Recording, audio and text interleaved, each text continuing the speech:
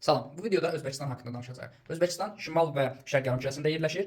Asiya qitəsinin Mərkəzi Asiya regionuna aiddir. Sərhəd olduğu ölkələrin heç birinin dünya okeanına birbaşa çıxışı yoxdur. Həm də özünün dünya okeanına çıxışı yoxdur. Bu xüsusiyyətinə görə onu iki qat materik daxili ölkə adlandırılır. Şimalda Qazaxıstanla, şərqdə Qırğızıstan və Tacikistanla, cənubda Əfqanistanla, cənub-qərbdə isə Türkmənistanla həmsərhəddir. Sərhəd olduğu ölkələrdən ikisi qeyri-türkdür. Əfqanistan və Tacikistan. Bu ölkələr Hind-Avropa dil ailəsinin İran qrupuna mənsubdur. Bu xüsusiyyətinə görə Türkmənistanla oxşardır. Türkmənistanla qonşu olduğu iki dövlət, İran və Əfqanistan, Hind-Avropa dil ailəsinin İran qrupuna mənsubdur. Paytaxtı və ən böyük şəhəri Daşkənd şəhəridir.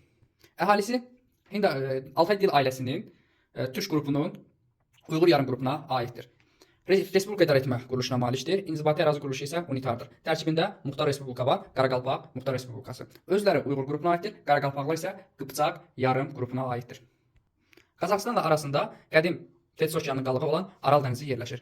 Aral dənizində tökülən ən uzun çaylardan biri olan Amudarya çayının mənsəbi Özbəkistanda yerləşir. Ərazinin bir hissəsi Turan ovalığında, yəni Turan zaman platformasında yerləşir. Ərazisində səhra və yarımsəhralar geniş sahə tutur. Qızılqum səhrası burada yerləşir. Cənub hissəsi isə seismik cəhətdən fəal ərazidə yerləşir. Daha doğrusu cənub-şərq hissəsi. Ərazisi mülayim və subtropik iqlim qurşağında, həmçinin mülayim işıqlanma qurşağında yerləşir. Çayları yalnız daxili axar sövzəyə aiddir.